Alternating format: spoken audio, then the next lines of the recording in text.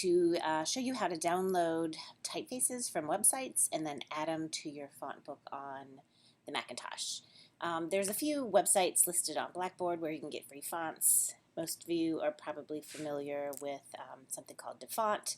There's also Google Fonts, but I'm just going to go to DaFont, and I'm just going to select my cookies. I'm just going to pick this first one that I see. So you see your font. It'll show just what it looks like.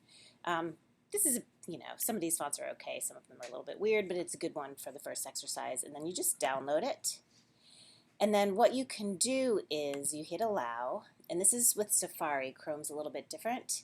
You then go to your little download button up here, and I'm just going to drag this to my desktop. And then once you do that, go ahead and you'll be downloading multiple fonts. So once you do that, I'm going to go ahead and close my browser window, and I'm going to open Font Book. And then once you open Font Book, there's two different ways you can get these fonts into your font book. The first one is you can just drag the folder into your font books and it'll automatically add it. The easier way is if you double click on the folder and then double click on the font, it'll say down here in this window, install font. And I'm just going to go ahead and do that, and then you're good to go. Sometimes you'll get an error. It'll say there's something wrong with it. Just check the box saying that it's okay, install the font, and you should be good to go.